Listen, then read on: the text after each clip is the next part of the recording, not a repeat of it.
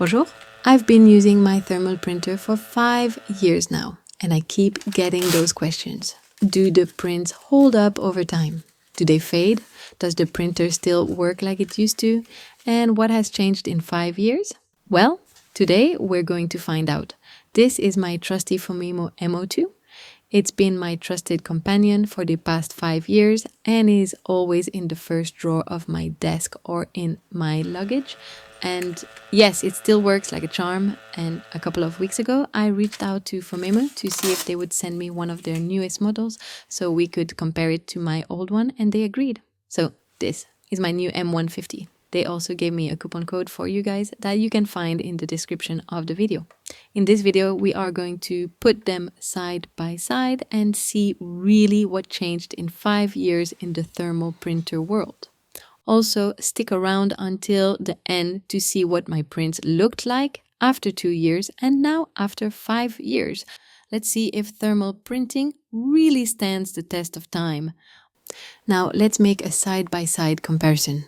On the left, we have the Phomemo M150, which is my new one. And on the right, we have the MO2 that I've had for 5 years now. Both are available on the Phomemo store. Both print in 203 dpi, which are the number of dots they can print per inch. The M150 charges via USB-C when the MO2 charges with micro USB. The M150 battery is 1200 mAh and the MO2 battery is 1000 mAh. The battery for the MO2 was never a problem for me. You can use it a lot before you have to charge it. I took it in some of my travel and didn't have to charge it once. The M150 can print 30 millimeters per second when the MO2 averaged between 10 to 15. I already thought my old one was fast, but the new one is twice as fast, which is crazy. Add to that the fact that you can batch print labels and you can make entire rolls of stickers in seconds.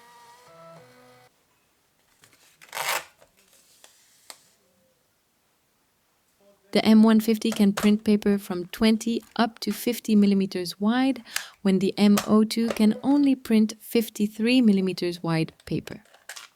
To be honest, I was so excited when Phomemo accepted my request that I didn't do my research properly.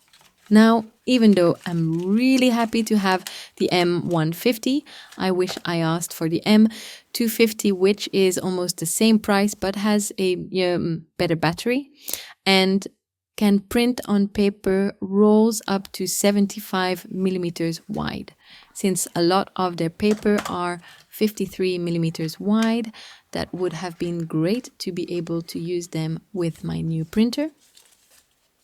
And the biggest difference is that the M150 can print automatically on pre-cut labels when the MO2 cannot. Lastly, here is a side-by-side comparison of an image printed on each machine on the same paper.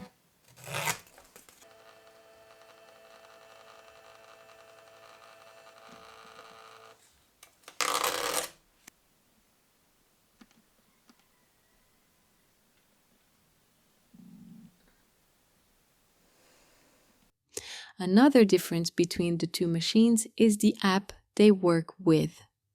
You need the Print Master app for the M150. For the MO2, you need to use the Phomemo app. Both are great.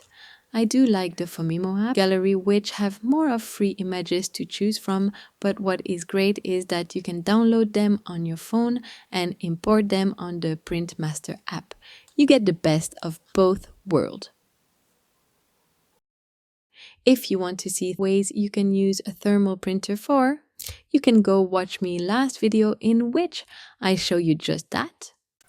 And if you want to see how well the prints held up with time, wait no longer. So as I told you 5 years ago, I made a video about thermal printer, and at the end of that video, I made a journal spread using my Phomemo MO2 to see its performance printing different type of images on different types of paper. What better way to see how time affected the prints in 5 years? we'll get to see if the paper I used had an impact on how well the print resisted. But first, 3 years ago, so 2 years after they were printed, I filmed what the prints looked like. So here were the prints 2 years after printing. And here it is, 5 years after printing. We can see right away that some prints are still looking like the first day and some faded just a little bit. The key is in the paper you use. Some paper are guaranteed to last 2 or 10 or even 20 years and some are not. But in my opinion, even the ones that started to fade still look great, only the very small text is hard to read now. So, what do you think? Honestly, I was pretty surprised by how well some of these prints held up. It really does come down to the type of paper you use. If you found this useful, let me know in the comments. Don't forget to check out the description for the coupon code. All right, that's it. See you in the next one.